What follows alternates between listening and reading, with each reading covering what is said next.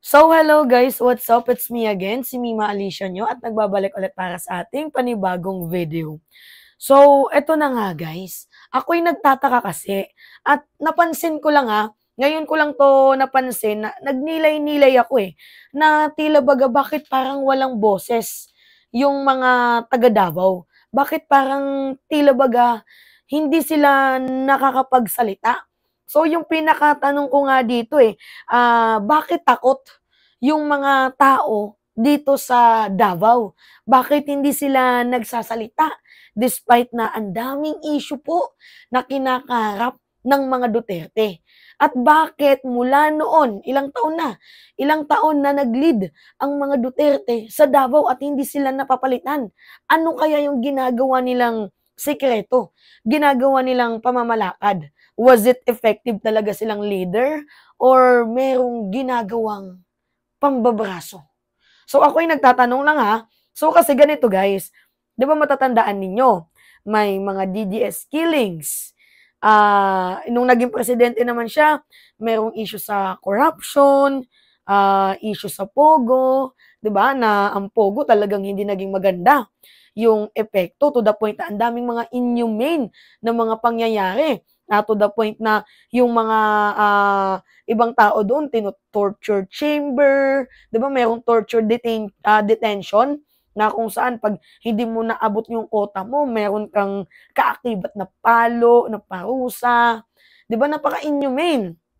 Yung war on drugs din, 'di ba? Yung approach nila sa extrajudicial killings na bakit mga nakatsinelas lang, yung mga nadadali nito, 'di ba? Bakit mga mahihirap lang, 'di ba? Mga blue collar lang, pero mga malalaking tao wala, 'di ba? Yung issue sa family, 'di ba? Ang daming issue na kinakaharap ng mga Duterte pero nagtataka ako despite na ang dami nilang kinakaharap na issue, bakit yung mga taga Davao tahimik? 'Di ba? Bakit tahimik ang mga taga Davao kahit napakadami na nilang kapalpakang ginagawa? Kayo guys, mag-comment kayo, bakit tahimik ang mga taga Davao? Kasi ako meron akong nakikitang 5 or 4 na dahilan kung bakit hindi nagsasalita ang mga taga Davao.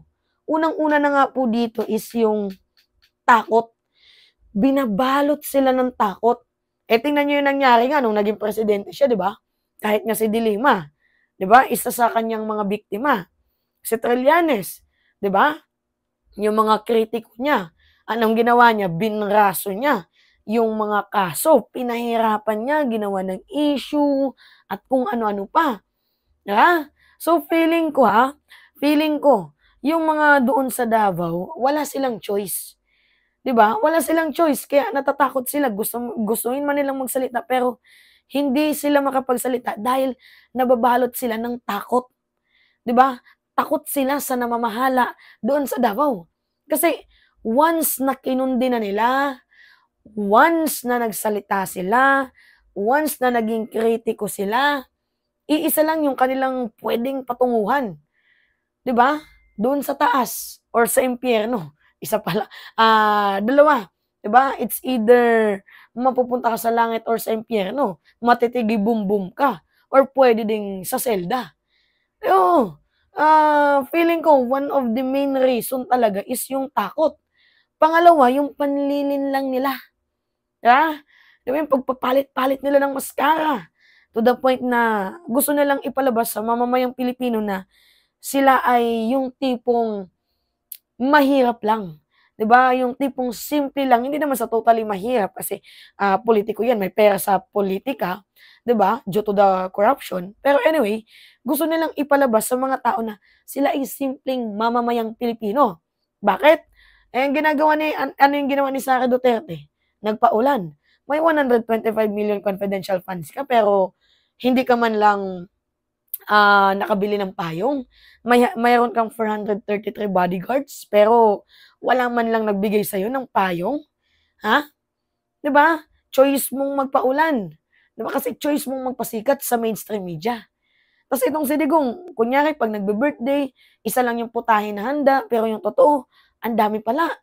Si Inday nung pumunta sa ano, sa ibang, ibayo ng lugar nakita ko pagpasok niya sa isang silid-aralan nagpaa. Anong gusto nilang ipakita? Na makatao kuno sila, gano'n? Naku guys, siyempre nambabalahura sila. Kaya nga sabi ko, yung pagpapalit-palit nila ng maskara, yung panlilin lang. Siguro, pangalawang rason yun. Pangatlo naman pera. Siyempre pera. Hindi dapat mawawala yung pera. Kung wala kang pera, 'di ba? Hindi ka talaga mananalo. Eh madami silang pera yan. Tagal na nila na naglilingkod sa Davao. Talagang ginawa na nilang family reunion ng politika. From mayor, governor, 'di ba? Hanggang sa naging presidente. May pera. May pera itong mga Duterte na 'to. So, binubusog nila sa ayuda yung kanilang mga kababayan. Kaya siguro, natatakot din sila. Kasi binibigyan sila ng ayuda tapos magiging kritiko pa sila. Eh, in the first place, yung ayudang binibigay is pera din ng taong bayan yun. 'Di ba, mga minamahal? And, ano pa? Ano pa yung reason? Tatlo lang yung nakita natin. Pero I think it's apat ata yan guys. Yung ano yung pambabraso nila. Yung pambabraso sa takot, ano na din yun iisa lang yun. Pero anyway, pambabraso.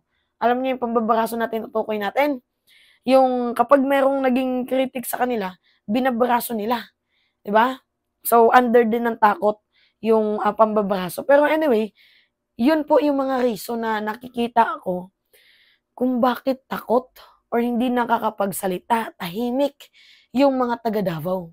Nangunguna po talaga diyan yung ano, yung takot nila na magsalita kasi walang demokrasya. 'Pag nag-critics ka, nag-criticize ka, may kalalagyan ka. Siguro naman tayo, lahat tayo mahal natin ang ating pamilya. Ayaw nating madamay. So, instead na gusto mong bumoses kasi gusto mong wakasan ng corruption, hindi na lang. Kasi madadamay yung pamilya mo. Magpapakamartir ka kaysa naman sa mawala ka sa mundong ito na kunyari may pamilya ka pa. 'Di ba? So, walang naglalakas ng loob na i-expose ang kanilang mga katangahan, kabalahuan, katarantaduhan na ginagawa sa Davao.